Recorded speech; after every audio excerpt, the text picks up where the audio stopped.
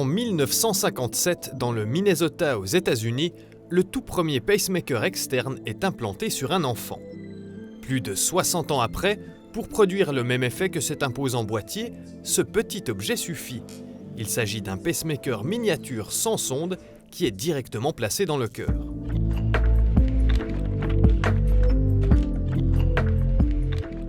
Les battements du cœur sont créés par un groupe de cellules appelé nœud sinusal, Sinusknoten en allemand, qui envoie des impulsions électriques. Celles-ci passent par un autre nœud de cellules, puis dans des faisceaux de fibres pour arriver dans les muscles, ce qui crée la contraction du cœur. Un pacemaker, ou stimulateur cardiaque, est posé lorsque le cœur ne bat plus correctement. Cette patiente s'est fait poser un stimulateur cardiaque miniature au centre hospitalier Bienne. Elle s'est rendue compte que son cœur avait des problèmes après qu'elle ait fait 2 chutes à la maison. Un jour, j'ai dû aller chez mon médecin de famille car je m'étais blessée à la tête en tombant. Mon médecin de famille m'a directement envoyée à l'hôpital, chez le docteur Sbinden. Je n'ai pas pu rentrer à la maison entre-temps. Je suis allée directement à l'hôpital. Si elle a été immédiatement envoyée en cardiologie au CHB, c'est parce que son médecin de famille lui a fait passer un ECG, un électrocardiogramme, et le résultat a montré des anomalies. Madame Zaug a un problème avec le nœud sinusal. Cela veut dire qu'il fait des pauses. On peut tomber, on voit tout noir, c'est ce qu'on appelle une syncope. Elle souffre aussi de fibrillation auriculaire. Le pouls est irrégulier et rapide. Il y a de fortes palpitations. Il devient difficile de monter des pentes car on manque de souffle. C'est un peu un dilemme pour nous car d'un côté le cœur bat trop lentement et fait des pauses, ce qui nécessite un pacemaker. Mais d'un autre côté, il bat parfois trop vite et il faut diminuer le pouls avec des médicaments. Mais ces médicaments ralentiront encore plus le rythme cardiaque qui est déjà trop lent par moment. Donc, le pacemaker est vraiment indispensable dans ce cas. Voici comment est placé un pacemaker traditionnel. Ici, on voit le cœur qui bat de plus en plus lentement. La batterie est placée ici, près de la clavicule. Elle peut être placée à gauche ou à droite. Les câbles passent par les veines jusqu'au cœur. Une sonde est placée dans le ventricule gauche et, si nécessaire, on peut en mettre une dans l'oreillette gauche. Et on voit l'impulsion électrique qui arrive pour stimuler le cœur quand il bat trop lentement. Les pacemakers peuvent être dotés d'une ou de plusieurs sondes en fonction de la maladie. Les sondes sont placées dans les ventricules et les oreillettes du cœur. Si une seule sonde est nécessaire, la pose d'un pacemaker miniature peut être envisagée. Cet appareil n'a pas de câble car le stimulateur est directement en contact avec le cœur. C'est ce type de pacemaker que s'est fait implanter Trudi Zaug. Les avantages de cet appareil, c'est premièrement que le risque d'infection est très faible, quasi inexistant. Avec un pacemaker traditionnel, il est d'environ 0,5 à 1%. Avec le pacemaker miniature, il n'y a évidemment pas de risque de problème avec les sondes puisqu'il n'en a pas.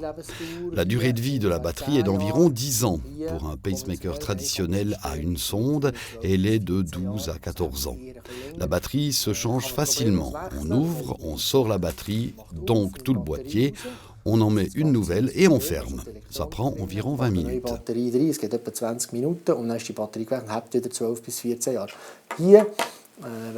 Avec le modèle miniature, c'est différent. Lorsqu'on le place, on ne peut plus l'enlever. Si la batterie est vide, il faut soit mettre un nouvel appareil miniature à côté, soit mettre un pacemaker traditionnel. C'est pourquoi chez nous, nous avons décidé de placer ces pacemakers miniatures seulement sur des patients de plus de 80 ans. Après 10 ans, on peut voir s'il faut mettre un nouveau stimulateur cardiaque ou ce qu'il faut faire. Mais il arrive souvent que la durée de vie de la batterie soit plus grande que l'espérance de vie du patient. Le stimulateur cardiaque miniature est placé à l'aide d'un cathéter pendant une opération qui dure à peine une vingtaine de minutes, contre 1 heure pour un pacemaker traditionnel. Voici comment se passe la pose du pacemaker miniature. C'est l'exemple de Madame Zaug.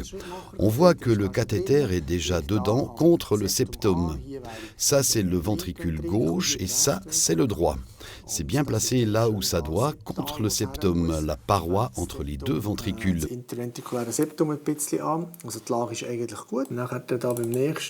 Sur l'image suivante, on voit qu'on a libéré le pacemaker. On peut voir les petites ancres.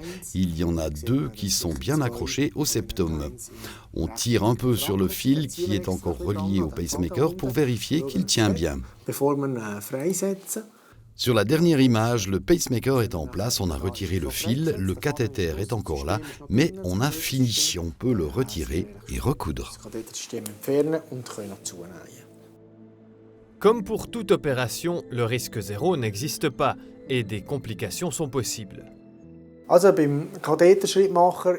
le pacemaker miniature, il peut y avoir des saignements à la jambe car pour aider à introduire le cathéter, on utilise un outil de 6 à 7 mm de diamètre, ce qui est relativement épais et crée un grand trou dans la veine. Il y a donc un risque de saignement qui s'élève à environ 5%. Un autre problème qui peut survenir est un saignement au niveau du péricarde, mais c'est très rare. Chez nous, on n'a jamais eu ce problème, heureusement. Mais on ne peut pas l'exclure totalement. Il existe un risque d'environ 0,5% que ça arrive. C'est à peu près le même taux que pour un pacemaker conventionnel. Pour ces systèmes conventionnels, il peut y avoir une rupture de la sonde ou un problème au niveau de la sonde. On a ça dans 1 à 2% des cas chaque année. Une dislocation des électrodes dans les premiers jours peut aussi arriver. Le risque est de 1 à 2%. Des infections peuvent aussi survenir dans environ 1% des cas à cause de bactéries sur le système avant ou pendant la pose du pacemaker. Une fois l'opération effectuée, il faut respecter quelques règles pour éviter certaines complications évoquées précédemment. Après l'opération, il faut bien protéger la zone concernée, par exemple en évitant de la mouiller lors de la douche. Il faut prendre garde à cela pendant 10 à 14 jours jusqu'à ce que ça ait bien cicatrisé. Après 3 à 4 jours, il faut aussi passer chez son médecin de famille pour changer les pansements. Il faut ménager le bras du côté qui a été opéré. Il est important de ne pas lever le coude trop haut. Les mouvements répétés des bras au-dessus de la tête sont à éviter car ça peut engendrer des problèmes avec les sondes. Ça augmente les risques qu'elles se disloquent ou qu'elles tombe. Après 3 à 4 semaines, les électrodes sont bien en place et bien fixées. Pour le stimulateur cardiaque miniature, c'est un peu différent. Il ne faut pas soulever de trop lourdes charges pendant 5 jours pour qu'il n'y ait pas trop de pression sur la zone de l'aine, particulièrement sur la veine, puisqu'il y a eu un trou relativement important dedans.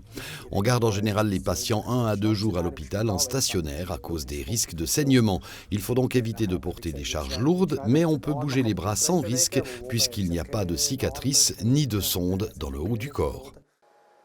L'opération de Trudit Saug s'est passée sans encombre. Si elle est venue à l'hôpital aujourd'hui, c'est pour vérifier que le pacemaker fonctionne bien. Le Dr Sbinden place ce boîtier à l'endroit où se trouve le pacemaker, puis les informations apparaissent sur l'écran. Il peut maintenant vérifier divers paramètres et effectuer des tests. Le pacemaker peut aussi être paramétré différemment. Trudit Saug doit maintenant venir 1 fois par année pour un contrôle. En tout cas, elle ne regrette pas une seconde son opération et son passage à l'hôpital. J'étais très en forme après l'opération grâce au Dr Sbinden qui a vraiment fait un super travail. Le soir même, je me sentais déjà bien. J'étais au lit et je n'avais plus la tête qui tournait, comme ça m'arrivait souvent. Ça m'a réjouie naturellement. Je suis super contente, je vais bien. Je ne dois plus vivre avec cette peur de tomber et ça a beaucoup de valeur. Es geht mir gut. Ich muss nicht Angst haben, ich gehe wieder um. Und das ist sehr viel wert.